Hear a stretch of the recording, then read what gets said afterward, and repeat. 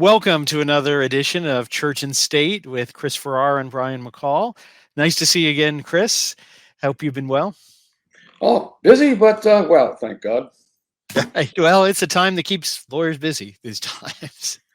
More work for us. Well, speaking of lawyers, there's an interesting story that, as far as I can tell, I think Breitbart may have been one of the first to break the news, but talk about the story, but it's being reported around. And it comes to us from Pennsylvania. The Northern York County School Board approved the, quote, after-school Satan Club back-to-school event last week. The event will take place after school in September at their Northern High School there in Pennsylvania. Now, as you probably guessed by the name, the Satanic Temple is a group that claims to worship the devil and claims to be a religion.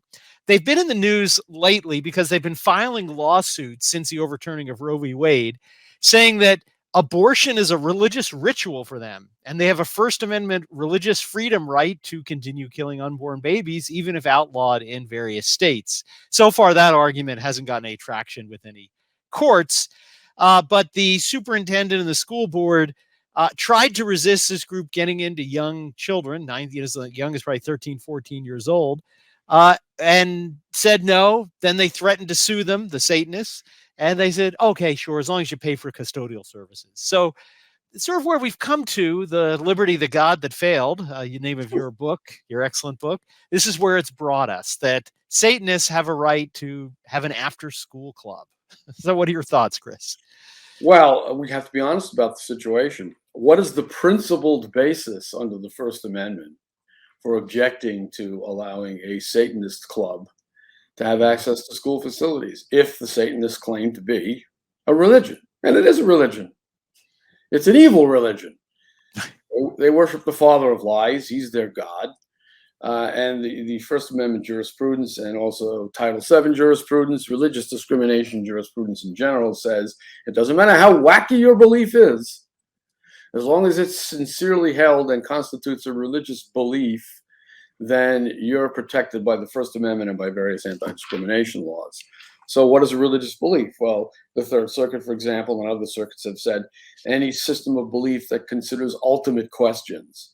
Well, this is a system of belief that considers ultimate questions. When I die, I want to go to hell, and I want to serve Satan. That's my religion. And you have to accommodate it. So unless we're going to say that the First Amendment limits the protection of religious observance to theistic religions, those that believe in the God who rewards and punishes, we haven't got a leg to stand on, technically speaking. Or the school board doesn't. The school board doesn't have a leg to stand on. The school board doesn't have a legal leg to stand on because what's the principled basis? There is none. Now, Cardinal Tambiani famously observed that it should not surprise anyone that we recite the rights of man when the rights of God are not recognized. So we have no choice but to recite and rely upon the rights of man under the First Amendment. Whatever floats your boat, that's fine. But what about what floats my boat? You have to protect my boat floating system of belief too. And that's the only argument we've really got under the First Amendment. It's better than no argument. It's better than living in a Soviet-style dictatorship, although America is quickly becoming one. So, those are the breaks. Those are the arguments we have to make. I mean, I suppose you could argue that it's not a sincerely held religious belief, but disproving sincerity is very tough under anti-discrimination law. Well, and again, we're obviously focusing on the jurisprudence of today, but if we step back in time, as you did in your book, Liberty, the God That Failed, we see how that got us here. But if we go back, and this is the interesting path that liberty has conceived by the Enlightenment period, where it got us, I think if you got most Americans together at the time the Constitution was written and said, what is a religion? What is protected by this amendment? I think, and tell me if you think I'm wrong, I think most Americans at that time would have said, well, Satanism's not a religion. That worships the devil. That religion only worships God. And what did it mean? Well, we think it means, if you're basically a Christian or, they probably, this theistic religion is probably a term of our time, so they wouldn't use that. But it'd say, look, they're different denominations and the government shouldn't get involved. We don't want to be the Church of England. And that's what this was intended to do. But that's not what the words say. And so how did we get from, I posit most Americans probably thought this amendment was not intended to benefit Satanists to today. Well, the problem also is that under the Constitution, there is no religious test for public office. Article 6, Clause 3. So by its very terms, on its face, the Constitution says an unbeliever has every right to seek and hold public office. And why not a Satanist? Now, if you want to be an originalist, you could argue that according to the original public meaning of freedom of religion, it was essentially the broadest possible conception, Judeo-Christian religion. Right. Okay. But what present day originalist would dare to say that? You certainly wouldn't have seen Justice Scalia saying the original public meaning of the religion clauses of the First Amendment is that it embraces the protection only of Judeo-Christian religion. He wouldn't say that. Yet he's an originalist.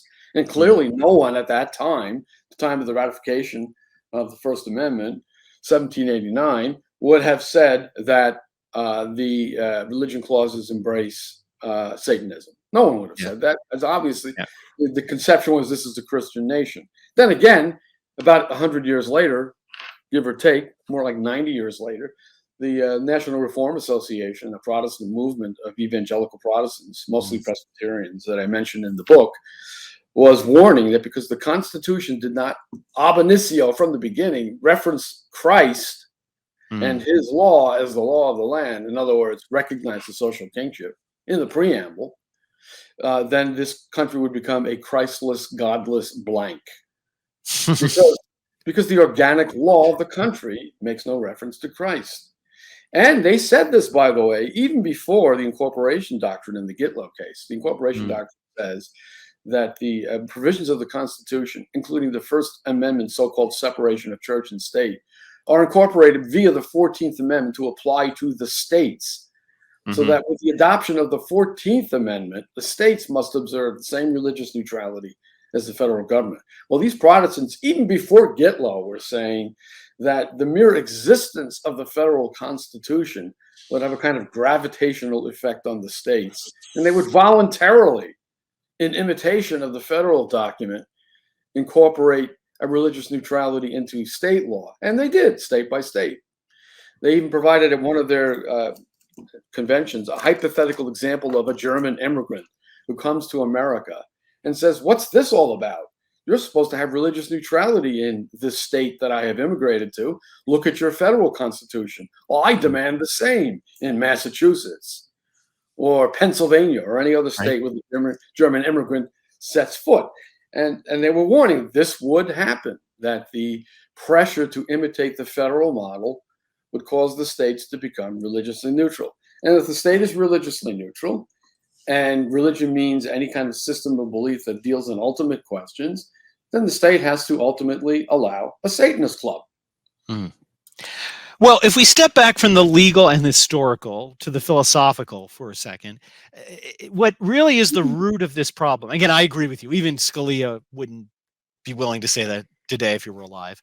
But if we step back, and I think how we got here is an error supported by the American cleric John Courtney Mary, of infamous memory, that governments are incapable of knowing what is the true religion. So this philosophical belief that I think helped this legal provision develop the way you've described is that once you commit to the philosophical premise, a government has no ability to know what the true religion is. So since it can't know, it has to allow everything, even things that are obviously not religion, again, to normal people like Satanists.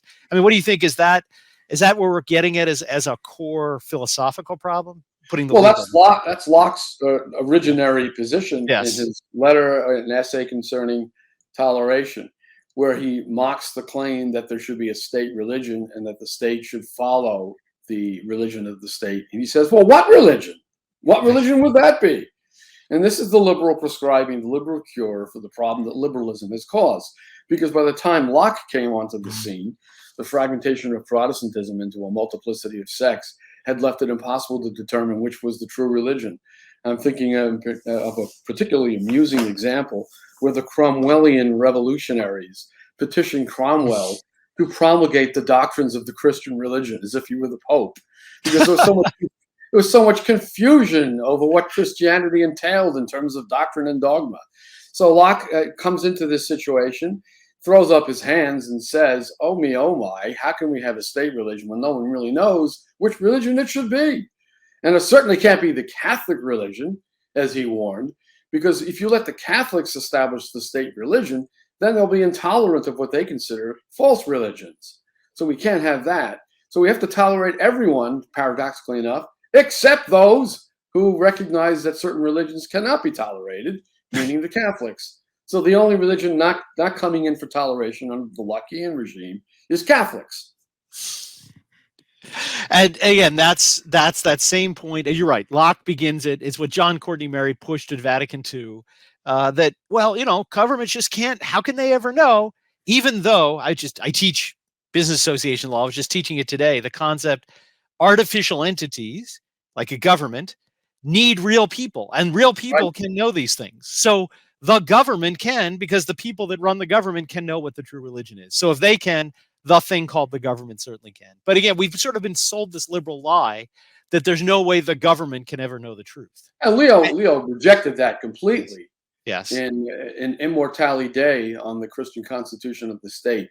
And he basically, to put it colloquially, he said, what do you mean we can't recognize the true religion? The marks of truth are engraven on the Catholic Church. The places where miracles happen, the lives of the saints, the indefectibility of her moral teaching, the fact that her origin goes all the way back to the apostles in an unbroken chain of episcopal succession. All the marks are there to know that there's one true church. And there was one true church until Martin Luther's rebellion. Putting aside the Orthodox schism, but even the Orthodox schism involves something that bishops who were in the apostolic succession and were actually bishops. Yes.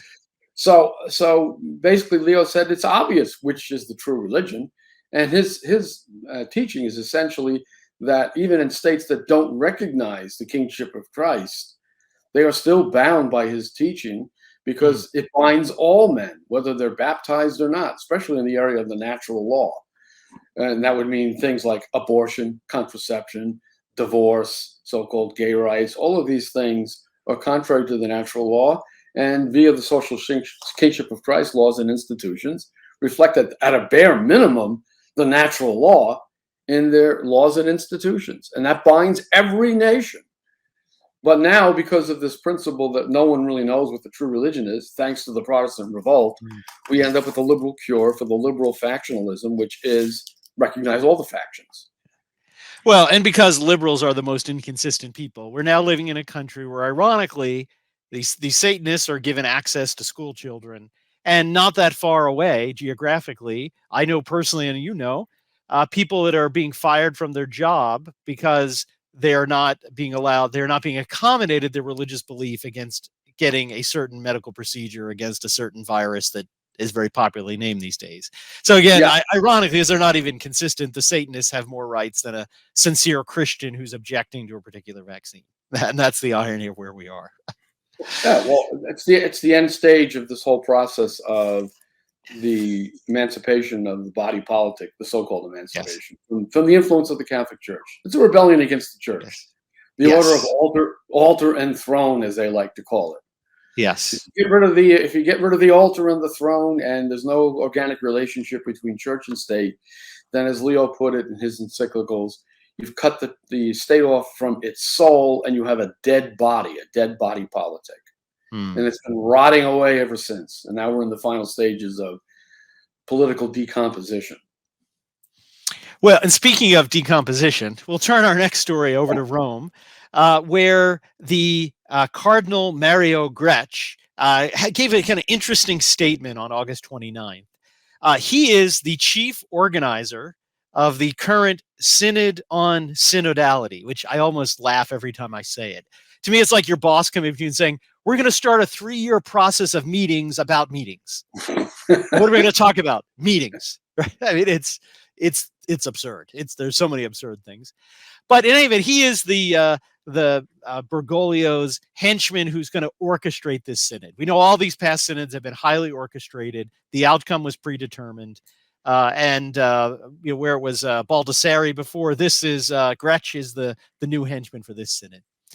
Well, what's interesting is this synod on synodality has been playing out in Germany, very controversial over the past few years, in having not a synod, but a synodal way.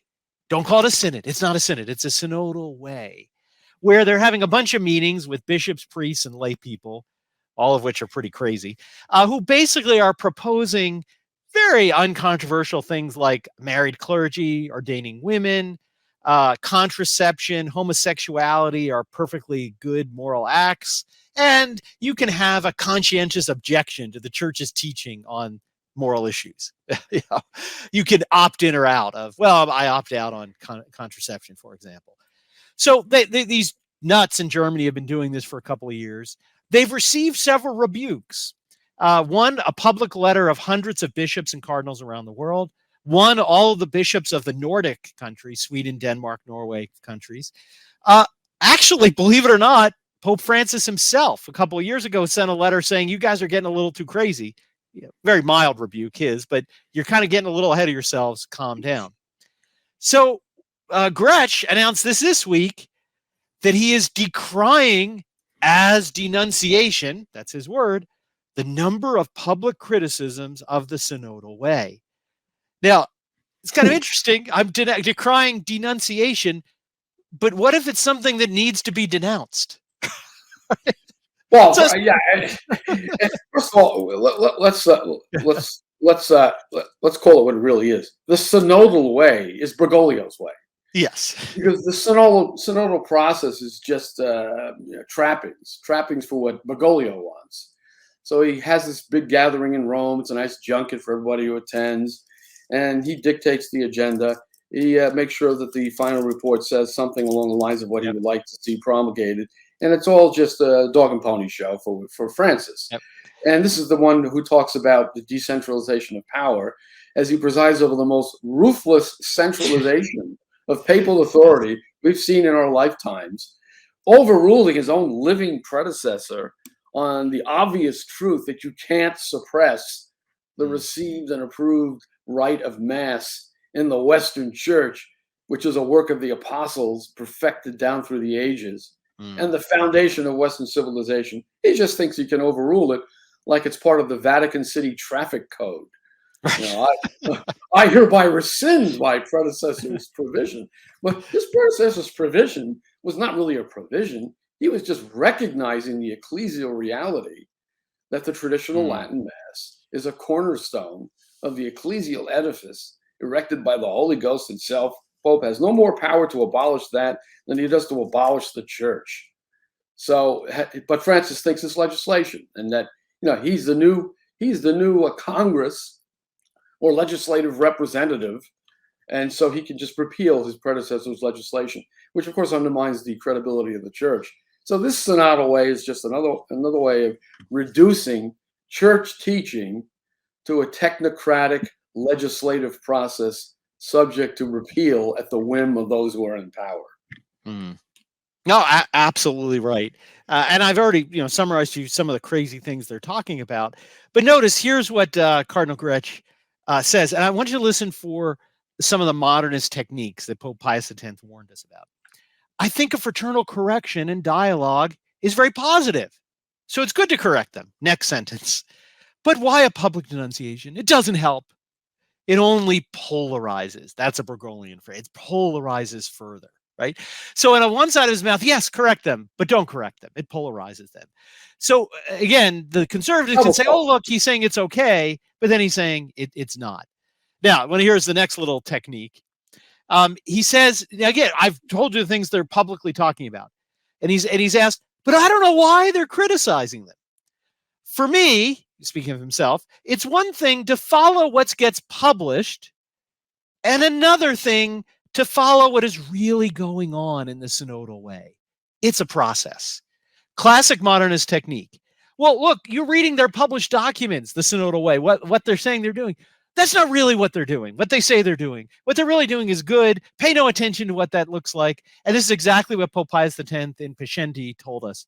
The modernist will protest. You misunderstand him. That's not what's happening. Even though that's what he said, he didn't really say it. He said something else, all the while promoting his agenda. And again, this to me could be quoted by Pius X in Pascendi as an example, that they're just misunderstood, Gretsch says. Well, they always protest that they're misunderstood, and they always affirm what they're denying and deny what they're affirming. It's double talk. Yes. Typical. Yes. It's like a politician. This is what politicians do, and we have ecclesial politicians now. And the ecclesial politician par excellence is the man from Argentina, Yes. Jorge Bergoglio, and he's nothing but an ecclesial politician who has managed to ascend to the papacy. So you're going to get double talk, and this idea that, oh well, don't look at their documents. It's the synodal process. Isn't this the Pope who condemned Gnosticism on the part of traditionalists? Yes. What could be more Gnostic than this mysterious synodal process that we have to let play out while ignoring anything it actually produces, because there's some sort of undercurrent that those who are in the know can really understand, the cognoscenti, those who have the gnosis, the conciliar or post-conciliar gnosis of this mysterious new direction of the church. And we never know where we're going till we get there. That's the model that they should be adopting. Yes. And it is, I mean, even what Pope Francis said about this synod. He said, oh, we're going somewhere, we're having dialogue, we don't know where we're going, when all along, as we've seen in every other synod, and you've noted, he knows exactly where he wants to go and will engineer, so much so that in prior synod, when the bishops voted against a certain passage being the final document, he just stuck it in anyway, right? Sure. So he definitely knows where he's going. No, he insists on getting the result that he wants in the end. And we know it's morally certain that he objects to the church's teaching on contraception. If he could just issue a statement tomorrow saying that the birth control pill is now permissible, he would. But he's going to try to do this crabwise. He's going to inch toward it in one way or another. Remember what he said about the Zika virus, that you could use contraception or of various forms to avoid contracting the Zika virus, which is not fatal and might perhaps cause a birth defect, because that would be the lesser of two evils, he said. Right. Now, the idea that Catholics can do one evil thing to avoid a greater evil thing strikes at the very heart of the entire edifice of the moral order as it is taught and preserved by the church. You can never do evil that good may come of it. And yet he blithely says you can. I mean, as a moral theologian, he's absolutely clueless. He goes on the basis of contemporary thinking, what he feels and what he thinks. Remember what he said about that. I'm constantly giving speeches. That's the magisterium. That's what I think. So he thinks that what he thinks is the magisterium, no matter what that might be. Pretty frightening. Well, and as you pointed out, he with the Gnosticism, he basically usually does what he accuses other people of doing. So earlier this summer, he lashed out at the so-called casuitrists, these theologians of the 18th century, who everything was like case by case. There were no principles. You just look at every little individual case. And he said they were nitpicky and he didn't, he lashed out at them. Well, it's exactly what he's using the synodal way and the synodal synod on synod to do. Everything, we can't really say contraception's intrinsically evil. Depends on the case. Maybe for Zika, but maybe not for here. So, and again, ironically, the people he likes to lash out again in the past are really his model of bad theology.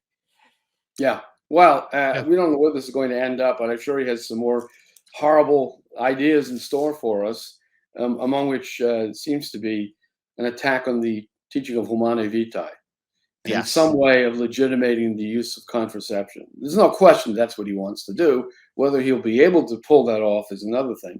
And I think if he were to do something in that regard and undermine Humanae Vitae or even contradict it expressly, whoever still thinks that this is a pope that requires us to submit to his various pronouncements would have abandoned any notion that this is a spiritual guide that we should be trusting or relying upon in any way. I mean, whatever you think about his election, whether you're a sedevacantist or not, I don't happen to be a sedevacantist. The fact that we're dealing with a pope who is de facto not a spokesman for the magisterium, but rather someone against whom we have to be on our guard constantly, that should be obvious to anyone at this point. He simply isn't interested in defending orthodoxy in all of its aspects, which is the sole function of the Pope, to preserve and defend what was handed down to him. Not him. He's not going to do that. No. And again, you allude to, there's been a lot of signs. The Pontifical Academy for Life, that I actually now refer to as the Pontifical Academy that used to be for life, has come out with some interesting statements, one of which saying what is dissent today can become magisterium tomorrow. Be careful. And they've already planted several comments that Humani Vitae has no infallibility. Caste Canubi can be wrong. That definitely seem to be laying the groundwork. So I agree with you. I think contraceptions are clearly within his sights.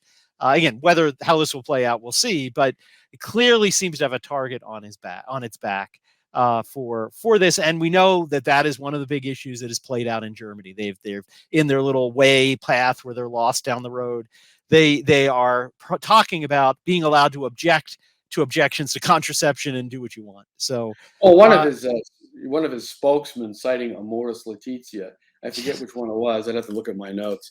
Well, and in fact, this Cardinal Gretsch was the one who drafted Malta's implementation of Amoris Laetitia. Yes, and that's the implementation that permits divorced and remarried people have to do discernment. Yes. To receive Holy Communion if it's not feasible for them to abstain from immoral relations outside of wedlock. And this notion of discernment, as one of the Pope's spokesmen said, now takes priority over doctrine. We have to make discernments about whether we want to follow doctrine in each individual case, which is basically utter subjectivism in situation ethics. Well, think about it. I like to put things on a child's level. So that would be like if the parent said to the child, you're not allowed to eat that second piece of cake. I don't want you to do it. But if you want to do it, go in the corner and think about it for a minute. And if you think about it and think, I just can't stop, then come back and eat the cake. That's essentially what what it means on a simple level. Well, discernment is like pouring sulfuric acid on the joints and ligaments of church teaching. It will corrode the whole thing and it will collapse. Yes. And this is the legacy of this pontificate, by the way. If you could reduce the legacy of this pontificate to one word, it would be discernment. I discern that I can't follow this doctrine. I discern that I can't follow this moral teaching. I discern that it's time to change this moral teaching to accommodate modern circumstances. And I discern through the synodal process that the following reforms have to be made, because this discernment is a continuing work of the Holy Ghost, by the way, who has not completed the deposit of faith. No. The Holy Ghost is still issuing bulletins, and we'll get those bulletins at the synods as part of the synodal process, but not in the written documents. No. That would be in the welling up within from the people through the synod of the new light cast upon the church by the ongoing revelation. And this Pope speaks of an ongoing revelation of the Holy Ghost about the direction of the church. And what is that direction? Well, that's for them to know and for us to find out. Exactly. Well, we got some glimpse in it in this story, but as always, what do we do about this craziness? And it is crazy. It is the errors of Russia. This double speak. Our Lady warned us at Fatima. The errors of Russia would spread throughout the whole world, and that means even into the Vatican. And so this error of Russia, that what is black is white, what is up is down, has really spread through the whole world.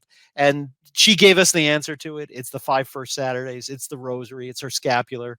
She said, I am your last recourse. And so we don't need, if she hadn't come to us in Fatima, I might be with people who want to panic, but we don't need to, because she told us in advance over 100 years ago, this craziness will happen, but don't worry, I am your refuge. And this is going to only be short-lived. Find out what short is later. Restoration is inevitable. The only question is what will be left of this planet when it finally happens. Yes. And what will be left of the human element of the church. We will see. Only God knows. Well, thank you, Chris, for your thoughts on these stories in church and state. Thank you, viewers and listeners, for listening to our discussion. And thank you to the Fatima Center for sponsoring this. Hope to see you in the next couple of weeks. See you soon.